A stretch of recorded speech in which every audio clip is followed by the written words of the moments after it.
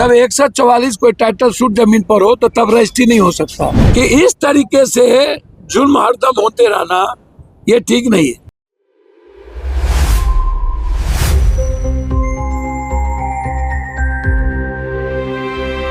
नमस्कार, आप देख रहे हैं न्यूज पीआर और मैं हूं आपके साथ रुतु।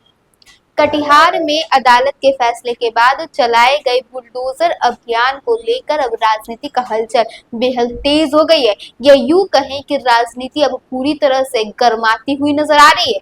लोग भी पूरे आक्रोश में हैं, लोग तरह तरह की बातें कर रहे हैं। मामला कटिहार के नगर थाना क्षेत्र स्थित गामी टोला से जुड़ा है, जहां प्रशासन ने करीब 8 एकड़ 55 डिसमिल जमीन को खाली करने के लिए बड़ी कार्रवाई की थी। इसी अभियान के तहत लगभग 55 परिवारों को उनके घर से बेदखल कर दिया गया, जिसके बाद यह मुद्दा तेजी से जो है वो चर्चा में आ गया और लोगों के बीच बातें करने का वजह बन गया। कार्रवाई के बाद प्रभावित परिवारों की स्थिति बेहद खराब बताई जा रही है। कई लोग खुले आसमान के नीचे रहने को मजबूर हो गए हैं। स्थानीय लोगों के बीच इस पूरे घटनाक्रम को लेकर गहरी नाराजगी देखी जा रही है।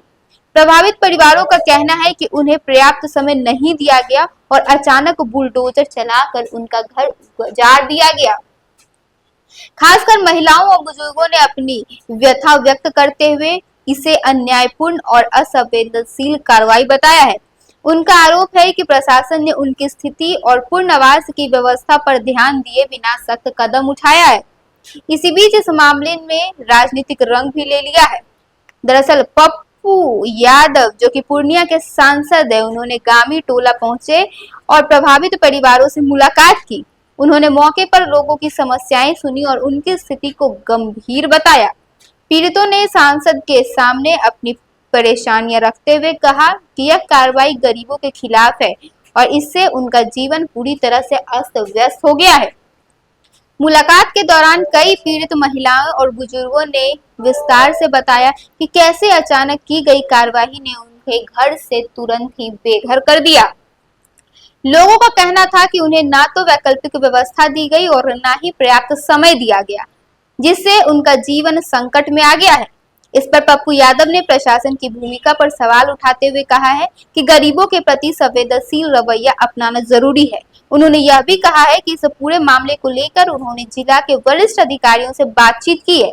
सांसद ने आगे आश्वासन दिया है कि वे इस मुद्दे को न्यायालय तक ले जाएंगे और प्रभावित परिवारों के साथ मिलकर कानूनी और लोकतांत्रिक तरीके से संघर्ष करेंगे। भैया सुप्रीम कोर्ट का क्या आदेश है और इन लोगों ने जो टाइटल शूट भी किया है, लोअर कोर्ट में भी है, हाई कोर्ट में भी है, सुप्रीम कोर्ट का आदेश है।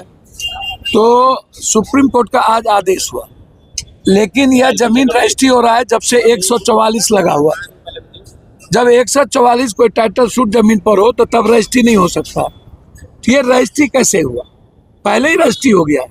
सुप्रीम कोर्ट का आज आदेश आया, तो जब सुप्रीम कोर्ट का आज आदेश आया और वो आदेश किसी व्यक्ति के पक्ष में नहीं है, जब ये न्याय बोर्ड का किसी दास का किसी मठ की जमीन है तो आप उसको सुपुर्द होगा। यदि तो आदेश भी आया तो ये जमीन बेचे नहीं जा सकते हैं। ये जमीन बिक क्यों रहा है? एक प्राइवेट बुलडोजर इतना कैसे आ गया और प्राइवेट लोग कैसे घर तोड़ रहे हैं? 8 एकड़ में 3 एकड़ ही खाली हुआ और 8 एकड़ में 3 एकड़ को आप खाली करा रहे हैं। तो वो 3 एकड़ जमीन किसी व्यक्ति और किसी को आप बेच नहीं सकते हैं। हमने डीएम साहब से बातचीत की है, मुझे अच्छा नहीं लगा, हम इसीलिए आए। मुझे हर्ट हुआ कि इस तरीके से जुल्म हरदम होते रहना ये ठीक नहीं है। हम डीएम साहब से बात कर रहे हैं। अब तो सुप्रीम कोर्ट के आदेश पर उन लोगों को जो करना था कार्रवाई हो गई।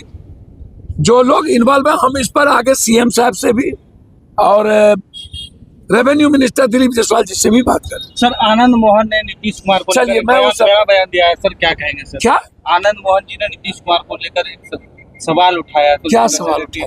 जो नीतीश कुमार है उनको जबरदस्ती जो है साइड लाइन किया। नहीं, मैं देखिए, नीतीश कुमार जी से अच्छा कोई सीएम नहीं हो सकता और नीतीश कुमार जी के साथ बीजेपी ने विश्वासघात किया है, इसमें कोई दो मत नहीं है। नीतीश कुमार ही बिहार के लिए लाइकिंग है, दूसरा कोई लाइकिंग नहीं है। उन्होंने इसे केवल प्रशासनिक कार्रवाई न मानकर एक मानवीय संकट के रूप में देखा है। यह पूरा मामला भी केवल एक प्रशासनिक अभियान तक सीमित नहीं रहा है, बल्कि धीरे धीरे ये राजनीतिक रूप में भी बदलता हुआ नजर आ रहा है। स्थानीय स्तर पर जहां एक तरफ प्रशासनिक कार्रवाई को अदालत के आदेश से जोड़ा बताया जा रहा है, वहीं दूसरी तरफ प्रभावित परिवारों की पीड़ा और राजनीतिक प्रक्रिया ने इस विवाद को और अधिक जटिल कर दिया है। अब देखना यह होगा कि आगे इसमें प्रशासन क्या कुछ कार्रवाई करती है, क्या आगे जाकर उन्हें जो है वो घर प्रोवाइड करवाया जाता है जहां पर वो रह सकें, क्योंकि उनका कहना है कि उन्हें बिना उचित समय दिए बिना बुलडोजर चला दिया गया, जिसके बाद अब वो घर से बेघर हो गए हैं। अब आगे यह देखना होगा कि उनके साथ और क्या क्या कुछ कार्रवाई होती है और क्या कुछ जो है उन परिवारों को देखना पड़ता है। फिलहाल के लिए बस इतना ही। ऐसे ही तमाम खबरों के साथ बने रहने के लिए देखिए न्यूज़ पीआर। धन्यवाद।